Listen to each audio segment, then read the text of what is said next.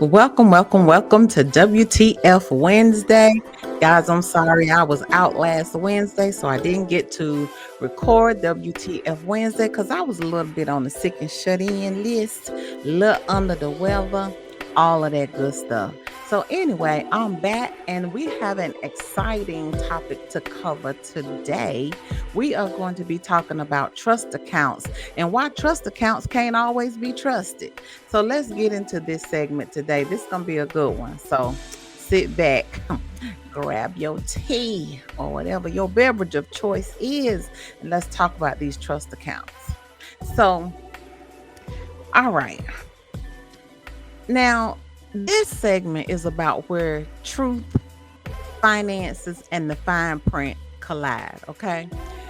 Y'all know who I am. I'm Dr. Tanya, and today's episode is going to be all about trust issues.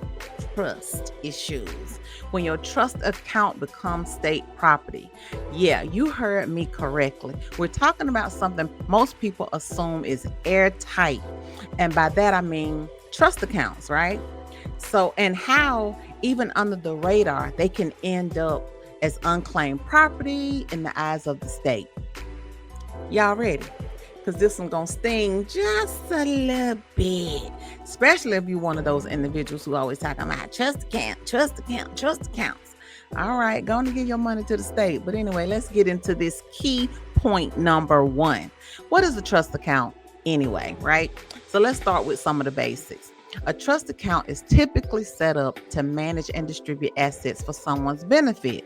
For example, minors or beneficiaries of a will, or even court-ordered settlements. Most oftentimes, attorneys, banks, and even financial advisors often act as fiduciaries over these accounts. Now, a popular one we know that's not so positive in nature when it comes to banks taking over your coins is the Wendy Williams situation. Okay, we don't want that kind of stuff. But anyway, here's the kicker. Just because the money is sitting in a trust account doesn't mean it's protected forever. So keep that in mind when you go run get your trust account, trying to hide assets and don't want folks to know what you got. But don't nobody care anyways. Moving on to key point number 2. When the clock starts ticking, every state has unclaimed property laws, and most have what's called a dormancy period. And it's usually between 3 and 5 years. If there's no owner-initiated activity on the trust account, like withdrawals or deposits or some form of communication going on between you and that bank, guess what? That trust account might be presumed abandoned under your state law. Yep, even though the money is technically held in trust, it can still be flagged if it's dormant. And by dormant, here are the 3 criteria, most common criteria. So the beneficiary can't be contacted. That's one red flag. The fiduciary fails to act, which means that the fiduciary ain't doing nothing. He ain't making no deposits or any withdrawals, and he's not communicating with the bank to let them know what's going on or what ain't going on or what ain't happening. So there's no communication, and there's no documentation of any activity that might exist. So for example, some people put funds in trust accounts to send their kids to college. Some might put trust accounts, different situations. It might be based on a child's age, or at a certain age you can get the trust account, but you still got to have some type of communication going on. Otherwise the banks say, give me that money. They're gonna be all in it. Anywho, let's get to key point number 3. The state steps in. This is a lesson for y'all in escheatment 101. Okay, and here's where it gets real ugly for you.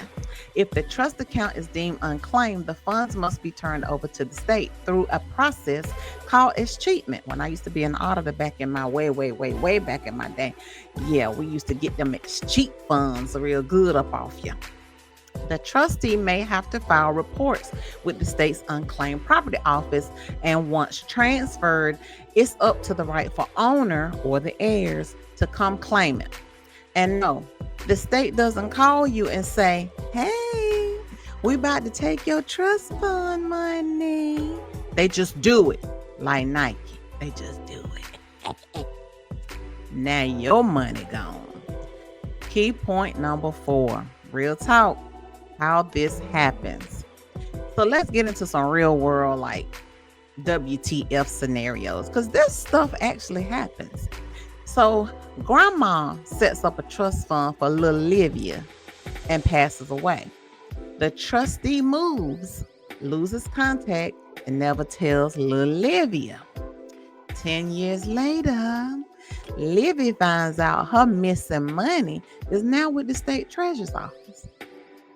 This stuff really happens. Second scenario, a law firm holds settlement funds for a client who's incarcerated or moves without forwarding info. The trust just sits.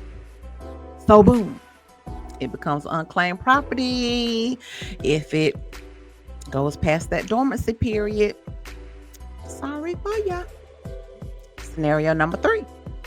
A parent sets up a uniform transfer to minor's account and forgets to notify the child when they turn 18. Nothing happens. They don't forget. Silence equals escheatment equals, and now you ain't got your money though.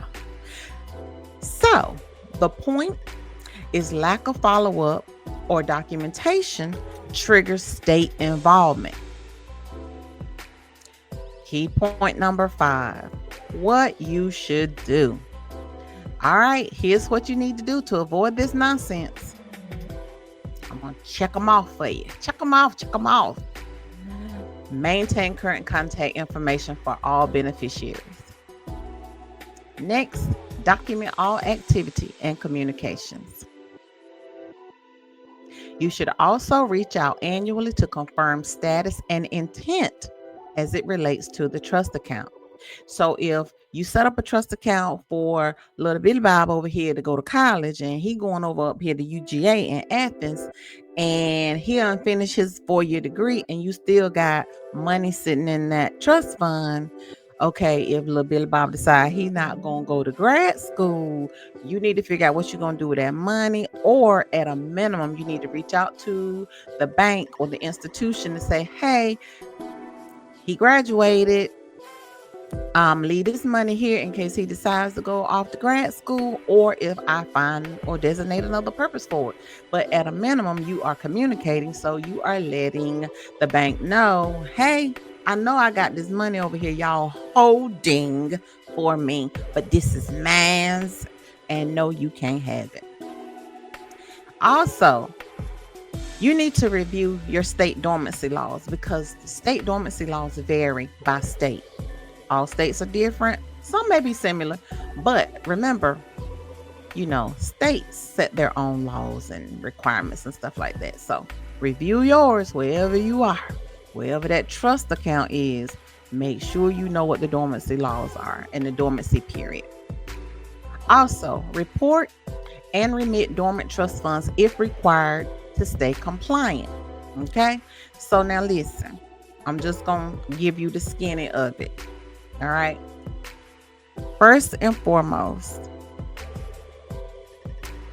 once this money goes into or becomes unclaimed property, right, y'all, it can be very difficult and a very cumbersome process to try to reclaim your money.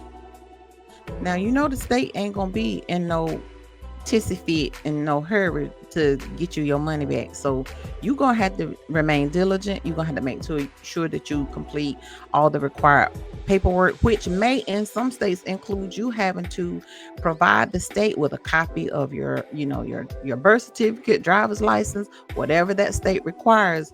Maybe you just got to get into it and be all right with it so you can get your money back. Okay, so here's the WTF takeaway for today. Trust is good, but oversight is better. Whether you're a beneficiary or a fiduciary, don't assume the funds are safe just because they're in trust. States don't play when it comes to unclaimed property, and they will snatch that cash faster than your cousin at the family reunion barbecue. Okay? You've been warned. Don't let your trust fund vanish into the government black hole. You might not see them again. Anyway, that's it for today's episode of WTF Wednesday. Be sure to follow me, Dr. Tanya, on YouTube and TikTok at It's Just Me, Dr. T, for more real talk about money, law, and all the fine print they hope you don't read. Until next time, stay woke, stay wealthy, and stop letting your trust accounts ghost you. Have a great rest of your week. Bye.